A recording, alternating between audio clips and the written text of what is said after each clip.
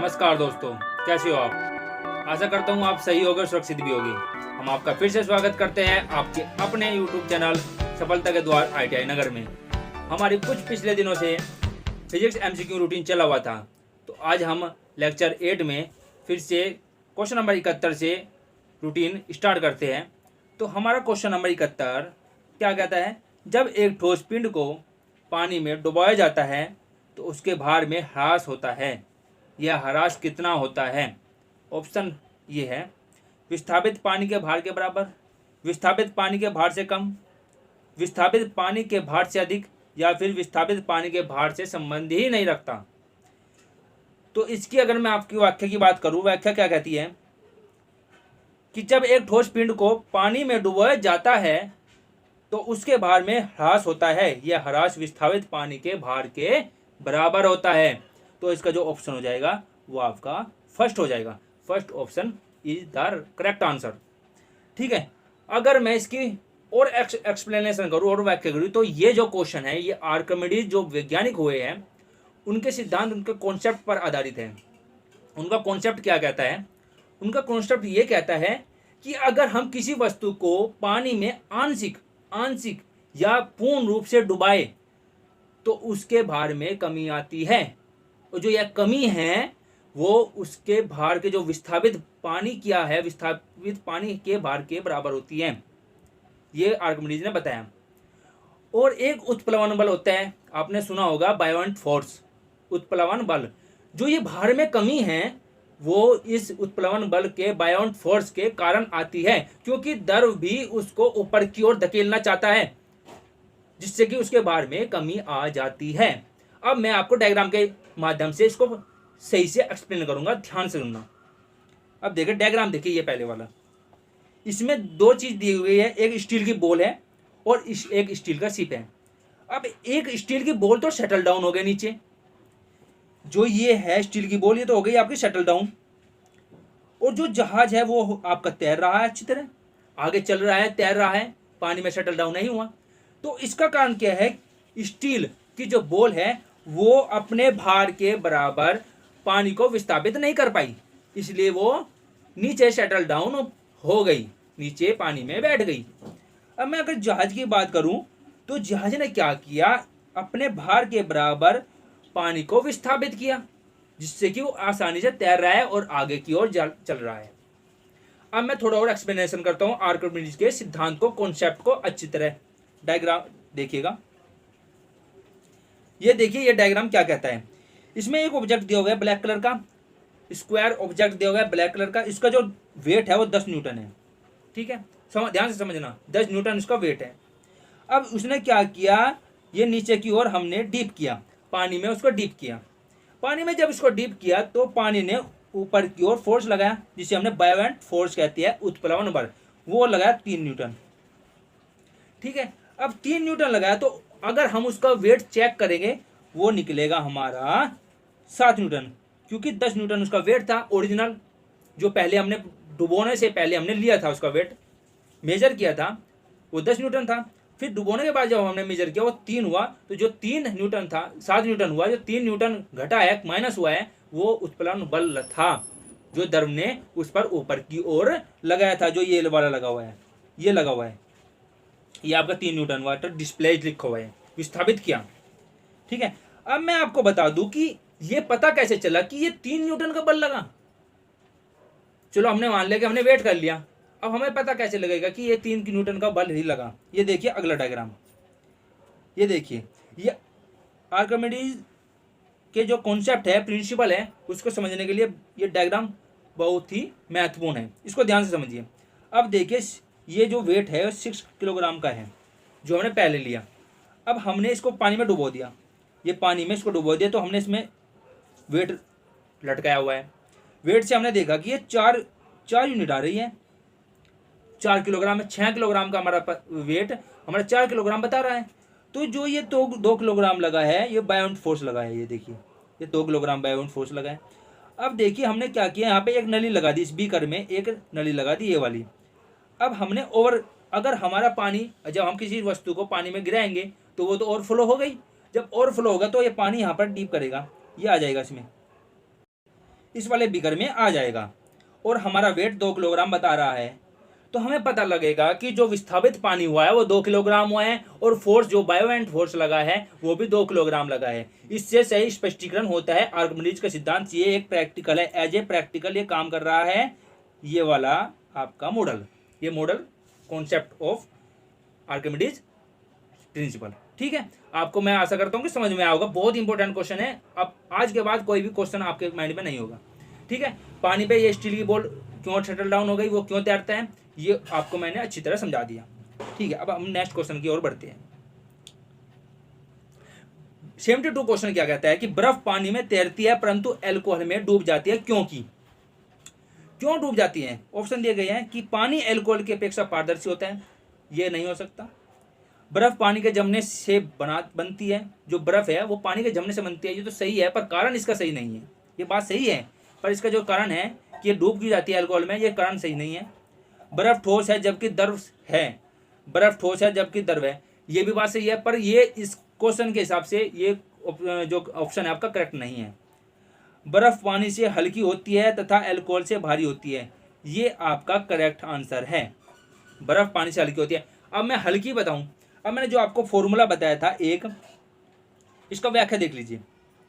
देखिए इसमें कहा गया है कि घनत्व के सिद्धांत पर उपयोग होता है। ये घनत्व का सिद्धांत कॉन्सेप्ट ऑफ डेंसिटी पर बेस्ड है, क्योंकि जो बर्फ है वो पानी से हल्की है, घनत्व उसका कम है, इसलिए वो पानी पर तैरती है बर्फ। और जो अल्कोहल है, अल्कोहल से उसका जो घनत्व है ज़्यादा है, इसलिए वो नीचे बैठ जाती है। मैंने आपको पिछले लेक्चर में भी बताया था। अब अगर आपको अच्छी तरह समझना है डेंसिटी के बारे में, आप लेक्चर नंबर 7 आप देख सकते हैं, प्लेलिस्ट में जाइए, वहाँ पर आपको मिल जाएगा।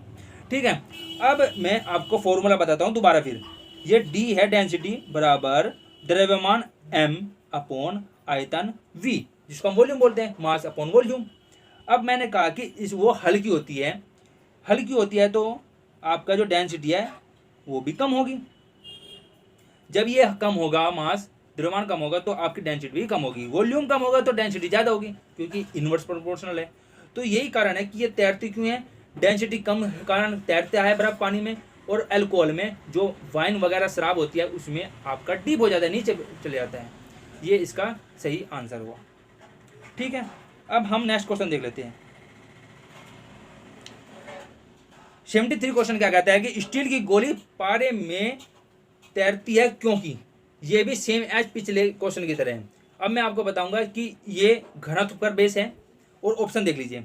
स्टील का घनत्व पारे की अपेक्षा अधिक होता है, नहीं, अगर अधिक होता तो वो नीचे बैठती है, ना कि तैरती। गोली तैर नहीं सकती, ये गलत है। पारे में कोई वस्तु डूब नहीं सकती, ये भी गलत है। पारे का घनत्व स्टील की अपेक्षा अधिक होता है, पारे का घनत्व, न कि स्टील का घनत्व। पारे का जो Hg है, जिसका परमाणु क्रमांक एटॉमिक नंबर 80 होता है, उसकी जो घनत्व है वो स्टील से, इस्पात से ज़्यादा होती है, इसलिए जो आपकी स्टील है, इस्पात है, वो ऊपर तैर जाती है और वो डूबने नहीं देती। इसलिए ये आपका ऑप्शन नंबर जो सेकंड है वो करेक्ट हो जाएगा। इसका मैं व्याख्या बताऊं, स्पष्टीकरण बताऊं, तो ये देखिए आपके बोर्ड पर है। स्टील की गोली पारा पर इसलिए तैरती है क्योंकि उसका घनत्व कमरे के तापमान पर 8 ग्राम प्रति घन सेंटीमीटर होता है। याद करने वाली वैल्यू है। पारे का जो घनत्व है वो कितना होता है, स्टील का जो घनत्व है वो 8 ग्राम प्रति घन सेंटीमीटर। याद रखना, 8 ग्राम पर घन सेंटीमीटर, घन सेंटीमीटर है, ग्राम है, किलोग्राम पर मीटर क्यूब नहीं है, ग्राम पर सेंटीमीटर क्यूब है 8। ठीक है, इसको याद रखना।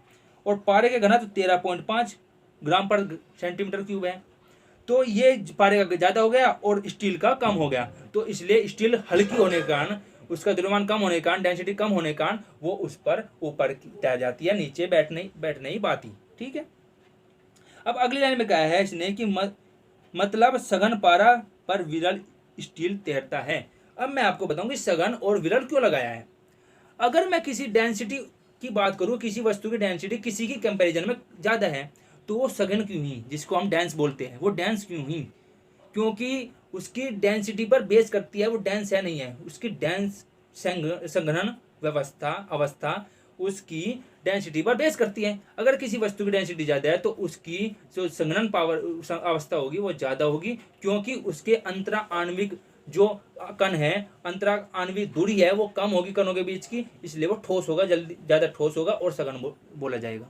ठीक है, इसलिए हमने सघन और विरल इसके लिए यूज किया है। स्टील को विरल बताया है और पारे को सघन बताया है। ठीक है, ये आपको समझ में आया होगा। अब हम अगला क्वेश्चन देख लेते हैं। 74 क्वेश्चन क्या कहते हैं, एक लोहे की गेंद पारद मतलब कि मरकरी पारा से भरी बाल्टी में गिराई जाती है तो लोहे की गेंद, वही क्वेश्चन आ गया, एक बाल्टी की पेंदी में बैठ जाएगी, नीचे बैठ जाएगी, या पारे की सतह पर तैरेगी, या घुल जाएगी, या उपयोग में से कोई नहीं। तो ये सिंपल हो जाएगा, ये आपका ऑप्शन नंबर जो सेकंड है वो करेक्ट हो जाएगा कि यह पारे की सतह पर तैरेगी, क्योंकि इसकी मैंने अभी बताया 8 ग्राम पर सेंटीमीटर क्यूब इसका जो डेंसिटी होती है, और पारे की डेंसिटी 13.5 ग्राम पर सेंटीमीटर क्यूब होती है। याद रखने वाली वैल्यू है, ध्यान से याद करना, इसको नोट कर लीजिए। अब हम नेक्स्ट क्वेश्चन पे चलते हैं। नेक्स्ट क्वेश्चन हमारा 74 क्या कहता है कि किस तापमान पर जल का घनत्व अधिकतम होता है। मैंने आपको पिछले लेक्चर में बताया, पर आज मैं आपको ग्राफ के माध्यम से इस बात को समझाऊंगा कि ये कैसे उतार चढ़ाव इसमें टेम्परेचर घटाने के साथ साथ डेंसिटी और वॉल्यूम और मास तो इसका कांस्टेंट वही रहता है, कांस्टेंट रहता है, तो ये कैसे चेंजेस आते हैं वो मैं आपको ग्राफ के माध्यम से बताऊंगा। देखिए बोर्ड पे देखिए जल्दी से।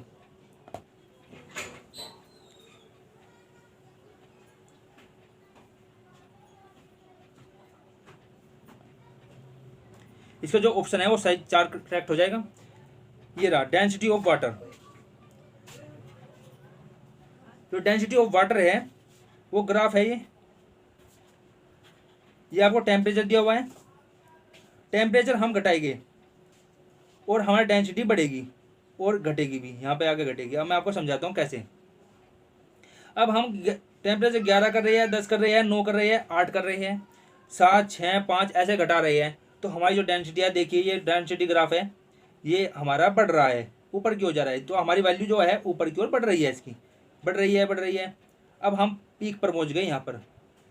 यहाँ पर क्या टेम्परेचर है हमारा, 4 डिग्री सेल्सियस। ध्यान से सुनिए, यहाँ पर हमारा क्या टेम्परेचर है, 4 डिग्री सेल्सियस, और हमारा जो डेंसिटी है वो हमारी पीक पर है, बिल्कुल मैक्सिमम है।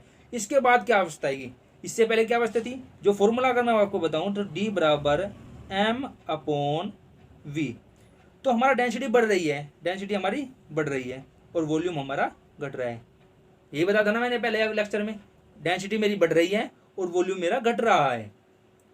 अब मैं क्या करूंगा कि टेम्परेचर 4 डिग्री सेल्सियस से टेम्परेचर और घटाता हूँ और माइनस करता हूँ। मैं आ गया 3 डिग्री पे, 2 डिग्री सेल्सियस और 1 डिग्री सेल्सियस। अब यहाँ पर क्या हो रहा है, मेरी इसके बाद मेरी डेंसिटी घट रही है।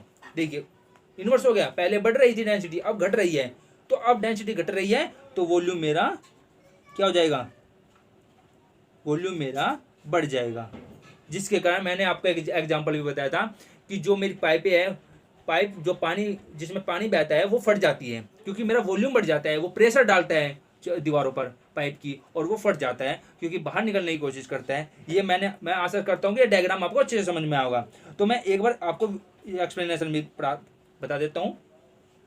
ये कहता है कि जल का घनत्व 4 डिग्री सेल्सियस ताप पर सबसे अधिक होता है, अतः जल का आयतन सबसे कम होता है, क्योंकि घनत्व आयतन के व्युत्क्रमानुपाती होता है। मैंने अभी बताया ना, इसलिए 9 डिग्री सेल्सियस 4 डिग्री सेल्सियस तक घनत्व के बढ़ने के कारण आयतन घटेगा, घनत्व बढ़ेगा और आयतन घटेगा।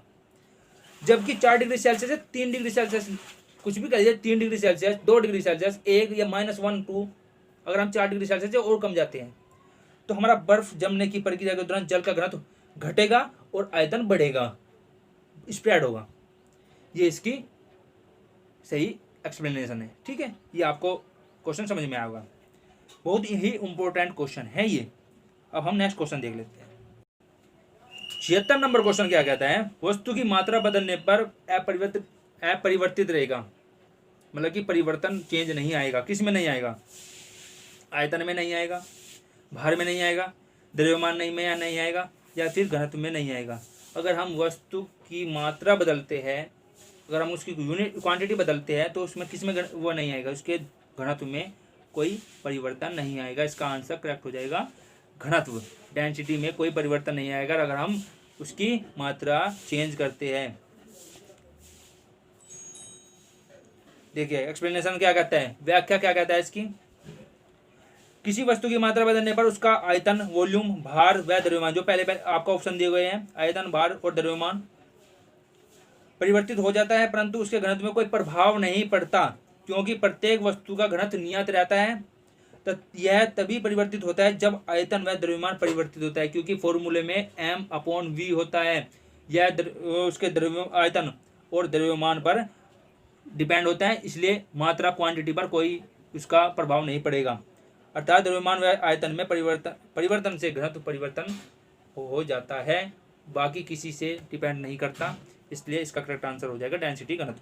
नेक्स्ट क्वेश्चन देखिए, स्वतंत्रता 77 क्या कहता है, तैराक को नदी के मुकाबले समुद्री पानी में तैरना आसान क्यों लगता है। इसका आपका कौन सा करेक्ट ऑप्शन होगा, ये देखिए। समुद्र तैरेंगे तैराकों के तैरने में सहायक होते हैं। समुद्र पानी का घनत्व साधारण पानी से ज़्यादा होता है, ये आपका करेक्ट हो जाएगा। समुद्री पानी का घनत्व साधारण पानी से ज़्यादा होता है, ये आपका करेक्ट आंसर हो जाएगा। अब मैं अगर आपको एक पिक्चर दिखाऊं, ये देखिए, ये आदमी समुद्र के पानी में है, ये आराम से फ्लोट कर रहा है, आराम से फ्लोटिंग कर रहा है, आराम से पिक्चर डायग्राम लिया हुआ है, उसको अच्छी तरह देख रहा है, ना उसको किसी कार्य करने की, एक्शन करने की जरूरत है, ना उसको तैरने की जरूरत है, वो आराम से लेटा हुआ है। क्यों?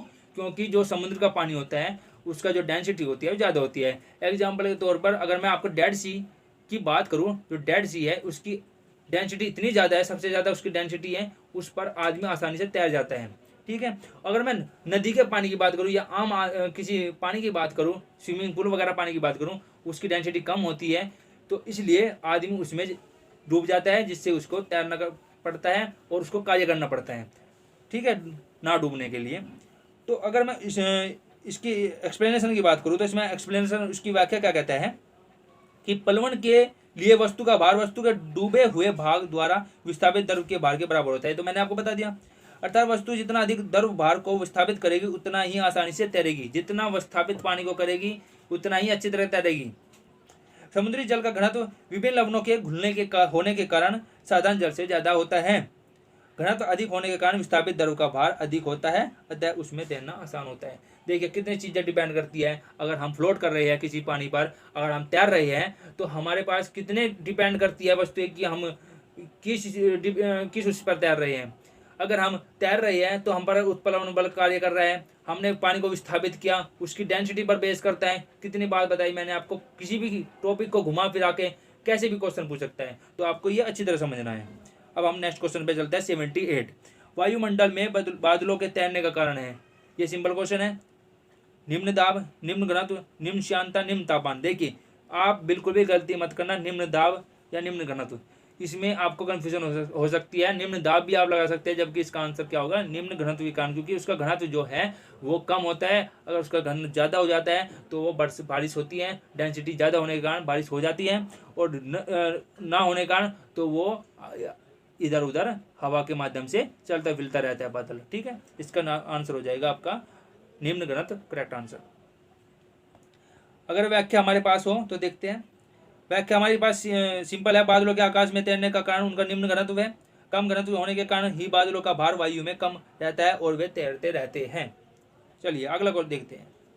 79 क्वेश्चन क्या कहता है, ये बहुत ही इंपॉर्टेंट क्वेश्चन है, बहुत ही इंपॉर्टेंट, कोई भी इसको इग्नोर मत करना। समुद्र में प्लवन करने आइसबर्ग, जिसको आइसबर्ग भी कहते हैं इंग्लिश में, का कितना भाग समुद्र की सतह से ऊपर होता है। जो आइसबर्ग होता है, आइस का जो बड़ा सा पहाड़ होता है, वो समुद्र में पाया जाता है, ग्लेशियर्स वगैरह के पास। तो समुद्र में अगर हम अंटार्कटिका वगैरह में जाएंगे तो वहाँ पर आपको ऐसे ऐसे हिमखंड बहुत ही मिल जाएगी आपको। जो आपका टाइटैनिक जहाज था वो भी हिमखंड से टकराया था, वो भी एक आइसबर्ग की तरह था। तो उसका पूछ रहा है कि कितना भाग पानी से बाहर रहता है और कितना भाग पानी के अंदर रहता है। आपको मैं डायग्राम के माध्यम से समझाऊंगा और आपको कभी भी कंफ्यूजन नहीं होगा। ये देखिए डायग्राम ये रहा आपका, ये आइसबर्ग है कंप्लीट, ये आपका आइसबर्ग है। आइसबर्ग क्या कहता है कि ये 10% बाहर है, 90% अंदर है। तो इसका आंसर क्या होगा, 1/10 भाग इसका पानी से बाहर रहता है और जो 90% है मतलब कि 1/90 भाग इसका अंदर रहता है। तो इसको याद कर लीजिए। अगर मैं आपको एक और डायग्राम दिखाऊं, देखिए ऐसी लोकेशन होती है, ये थोड़ा सा बाहर है 10% और 90% अंदर है। तो 10% का मतलब हो गया कि 1/10 और 90% का मतलब हो गया 1/90। ठीक है, ये इसका वो हो जाएगा। बहुत ही इंपॉर्टेंट क्वेश्चन है, आपको किताब में भी शायद मुश्किल से मिलेगा ये, तो सेकंड ऑप्शन इसका करेक्ट हो जाएगा। अब लास्ट क्वेश्चन पे चलते हैं हम। 80 क्वेश्चन क्या कहता है कि बांध के नीचे की दीवार मोटी बनाई जाती है, क्यों? देखिएगा इसका क्या स्पष्टीकरण देता हूं मैं, कितना सटीक और डायग्राम के हिसाब से मैं आपको कितना अच्छी तरह समझाऊंगा, इसको समझिए। ये रहा आपके पास, पहले इसकी एक्सप्लेनेशन देखिए। बांध के नीचे की दीवार मोटी बनाई जाती है क्योंकि गहराई बढ़ने के साथ द्रव का जो दाब है बढ़ता है। क्यों बढ़ता है ये मैं आपको बताऊंगा, क्यों बढ़ता है। ऊपर भी दाब ज्यादा हो सकता है, नीचे क्यों ज्यादा होता है ये आपको मैं समझाऊंगा। देखिए अगला, ये इसमें डायग्राम दिया हुआ है। यहाँ पर डैम है, ये डैम की दीवार है, यहाँ पर थोड़ी कम वाइड है और यहाँ पे ज़्यादा वाइड है, ज़्यादा चौड़ी है नीचे की तरफ। वो बनाई क्यों जाती है ये देखिए। अगर हम डेप्थ इंक्रीज करते हैं नीचे की ओर, डेप्थ को इंक्रीज करते हैं तो हमारा प्रेशर बढ़ता जा रहा है। देखिए बढ़ता जा रहा है, ये बढ़ गया, ये बढ़ गया। ठीक है, ये हमारा बढ़ रहा है, ये हमारा वाटर सरफेस है, ये हमारा भी वाटर है सारा। ठीक है, ये वाटर है। अब देखिए एक और डायग्राम देखिए, ये डायग्राम देखिए, एक्सप्लेनेशन दे रहा हूँ मैं जो इससे कि आपको अच्छी तरह समझ में आया कि है क्या चीज़ वो। अब देखिए हमने एक टैंक लिया हुआ है, तो टैंक में हमने 3 इसमें छेद कर लिए हैं। तो अगर हम देखें तो ये जो पानी की धारा है नीचे वाले की ज़्यादा है, ये उससे कम है, जो सबसे ऊपर है वो उससे कम है। ये कारण क्यों है? क्योंकि इसका जो नीचे की ओर है ये प्रेशर का ज़्यादा है, ऊपर जाएंगे तो प्रेशर और कम है, और जब सबसे ऊपर जाएंगे उसका प्रेशर सबसे कम है। अब देखिए एक और डायग्राम, ये देखिए, आपको पहले मैं यही समझा दूं। अब देखिए जब मैं नीचे की बात करूं, ये इस वाले पॉइंट की बात करूं, 3 नंबर सबसे जो नीचे डेप्थ में जो पॉइंट है, छिद्र है, उसकी बात करूं, जो पानी है यहाँ पर, अब पानी है इतनी क्वांटिटी का, अब इससे ऊपर क्वांटिटी कितनी है? ज़्यादा होगी ना। अगर मैं इसको 30% मान कर चलूँ तो ऊपर कितनी हो गई? 40-70%। अगर नीचे 30% क्वांटिटी है तो ऊपर कितनी होगी हमारी? 70%। अब 70% का जो पानी है उसका वेट है वो 30% पर लग रहा है नीचे की ओर, नीचे की ओर फोर्स लगा रहा है। तो नीचे की ओर फोर्स लगाएगा तो पानी का जो प्रेशर है, नीचे वाला पानी के जो लेयर है 30% की, वो उस पर प्रेशर ज़्यादा हम मेजर करेंगे, क्योंकि जो 70% पानी ऊपर है, 30% जो ऊपर, वो उस पर फोर्स डाल रहा है नीचे की ओर। फोर्स नीचे की ओर लगता है, जो हमारा ग्रेविटी पॉइंट है, गुरुत्वाकर्षण केंद्र है, उसकी तरफ उसका फोर्स लगेगा नीचे की ओर हमेशा। तो वो पानी नीचे वाले पानी पर ज़्यादा फोर्स लगाएगा, जिससे कि उसका प्रेशर ज़्यादा होगा, और जो प्रेशर ज़्यादा होगा वो बाहर की ओर दीवारों पर प्रेशर करेगा, और प्रेशर होने के कारण अगर हमने यहाँ पर छिद्र कर दिया तो वो बाहर लंबी धार मारेगा, लंबी धार लगेगी उसकी।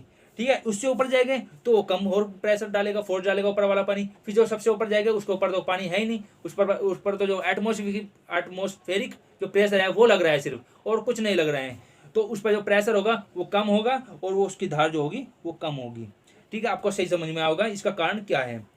अब देखिए मैं आपका डैम की बात करूँ, जहाँ पर डैम बनाते हैं मल्टीपर्पज़ के लिए, सिंचाई के लिए, पावर सप्लाई के लिए, विद्युत निर्माण के लिए। तो यहाँ पर क्या करते हैं, जो उन पर टरबाइन लगाते हैं वो हम नीचे लगाते हैं। देखो ये डैम है ये, तो डैम में हमने टरबाइन हमने नीचे लगाया। क्यों लगाया? क्योंकि टरबाइन है जो उसकी पंखुड़ी होती है, नीचे प्रेशर ज़्यादा होता है, जब पानी को निकलने का रास्ता मिलेगा तो तेज़ी से जाएगा, क्योंकि उसके ऊपर वाला जो पानी है वो फोर्स नीचे की ओर लगा रहा है। तो उसको जब रास्ता मिलेगा जाने का तो फोर्स क्या कहते हैं, बाहर जाने के लिए प्रेशर ज़्यादा लगाएगा। तो जो टरबाइन की जो पंखुड़ी है वो जल्दी से घूमेगी, तेज़ी घूमेगी, और जो विद्युत है वो इलेक्ट्रिसिटी है वो ज़्यादा प्रोड्यूस होगी। तो इस कारण से हम जो टरबाइन है वो नीचे लगाते हैं। जो हमारा दीवार है, डैम की दीवार है, वो नीचे की जो वाइड करते हैं, चौड़ी करते हैं, यही इसका सही कारण है।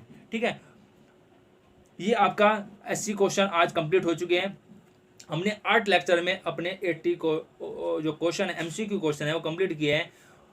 अदर जो हमारे टॉपिक है उसको कवर किया है। उम्मीद करते हैं आपको ये वीडियो पसंद आई होगी। अगर आपको पसंद आई है तो हमारी वीडियो को लाइक कीजिए। अगर आप अपने दोस्तों का भला चाहते हैं आप शेयर कीजिए, और एक रिलेटेड ग्रुप में, स्टडी रिलेटेड ग्रुप में जरूर डालिए।